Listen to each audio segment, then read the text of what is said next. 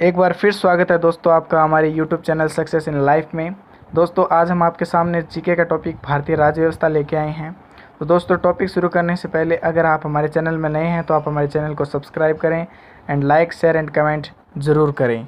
तो चलिए शुरू करते हैं टॉपिक।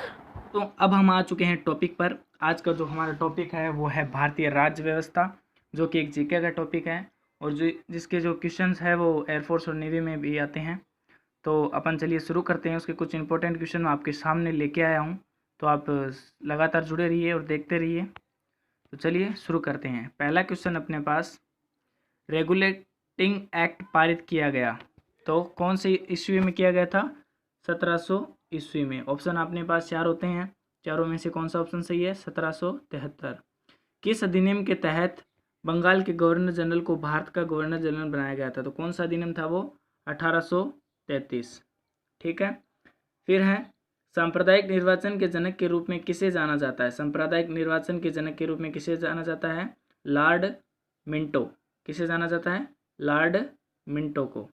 ठीक है। अपने पास ऑप्शन लॉर्ड विलियम बेंटिंग है, लॉर्ड कैनिंग है, लॉर्ड मेयो है, लॉर्ड मिंटो है। तो कौन सा ऑप्शन होगा? Lord Minto.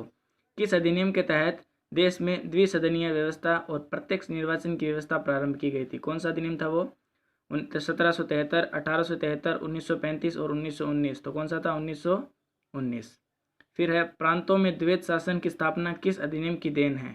तो कौन सा अधिनियम था? 1909, 1919, 1947, 1935। तो कौन सा था? 1935। ठीक है। कौन सा था? 1935। केंद्र में द्वैत शासन की स्थापना किस अधिनियम की देन है? तो कौन सा है? 1909, 1919, 1947, 1935। तो कौन सा है? 1935। तो देखिए, जो प्रांतों में द्वैत शासन की स्थापना किस अधिनियम की थी? 1935 की। और केंद्र में द्वैत शासन की स्थापना किस अधिनियम की थी? दोनों ही किसकी थी? प्रांत और केंद्र की दोनों की 1935 अधिनियम के तहत की देन है। दलित जातियों, महिलाओं और मजदूर वर्ग के लिए अलग से निर्वाचन की व्यवस्था कब की गई थी? 1919, 1935, 1950, 1952। तो कौन सा है? कब की गई थी? 1935 में। ठीक है। अब अपने पास और क्वेश्चन है, प्रस्तावनाओं के शब्दों का सही क्रम क्या है? समानता, स्वतंत्रता, न्याय, न्याय, समानता, स्वतंत्रता, न्याय, स्वतंत्रता, समानता, स्वतंत्रता, समानता या न्याय। तो कौन सा ऑप्शन होगा? Option number second. किस समिति ने कहा कि प्रस्तावना संविधान का भाग नहीं है? किसने कहा था? बेरुवारी यूनियन केस समिति ने कहा था। संविधान सभा में उद्देश्य प्रस्ताव किसने प्रस्तुत किया था? किसने किया था? जवाहरलाल नेहरू जी ने किया था। भारतीय संविधान सभा के प्रारूप पाडुलेखन समिति के अध्यक्ष थे। कौन थे? Doctor B R. अम्बेडकर। ठीक है। भीमराव अम्बेडकर जी थे। संविधान निर्मात्री सभा में झंडा समिति के अध्यक्ष कौन थे? जे.बी.जी. कृपलानी। ठीक है। प्रस्तावना शब्द किस देश की देन है? तो सबसे पहले किस देश ने प्रस्तावना शब्द के नाम दिया? तो वो था अमेरिका। और अगला क्वेश्चन है, महान न्यायवादी का पद किस देश की देन है? किस देश की देन है? ब्रिटेन की। ठीक है। आगे है, समवर्ती सूची किस देश की देन है? ऑस्ट्रेलिया की देन है। नीति निर्देशक तत्व किस देश की देन है? आयरलैंड की देन है। विधि का शासन प्रक्रिया किस देश की देन है? ब्रिटेन की देन है। भारतीय संविधान की कौन सी विशेष व्यवस्था इंग्लैंड से ली गई है? तो कौन सी ली गई है इंग्लैंड से? संसदीय प्रणाली।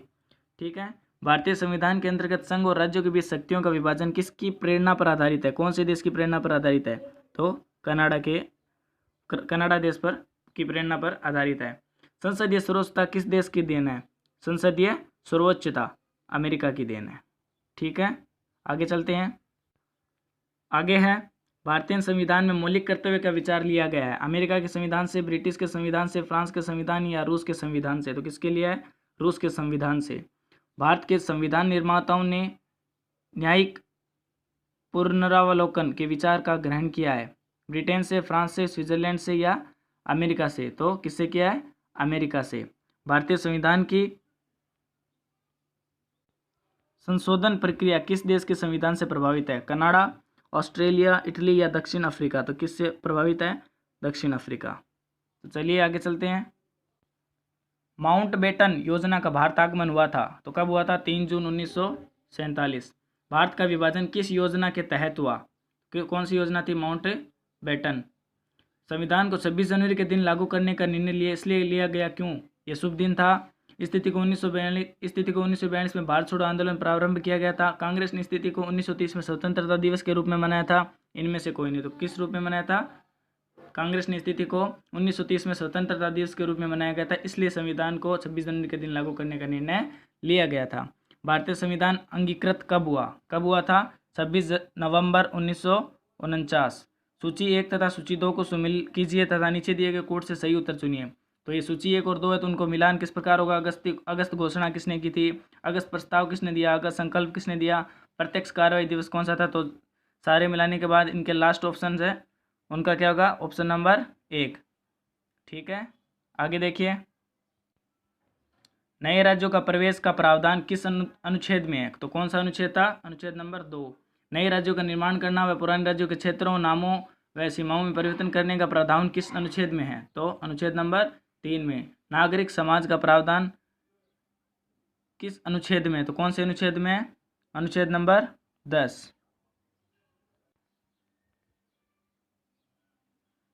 किस अनुच्छेद में है? अनुच्छेद नंबर 10 में। मौलिक अधिकार का प्रावधान संविधान के किस भाग में है? तो कौन से भाग में? भाग नंबर 3। राज्य की परिभाषा का उल्लेख कौन से अनुच्छेद में है? अनुच्छेद नंबर 12। निम्नलिखित में से भारत के संविधान का कौन सा अनुच्छेद कानून के समक्ष समानता के संबंधित है? तो कौन सा अनुच्छेद है? 14। भारतीय संविधान में अस्पृश्यता उन्मूलन से संबंधित अनुच्छेद है, कौन सा अनुच्छेद? 17।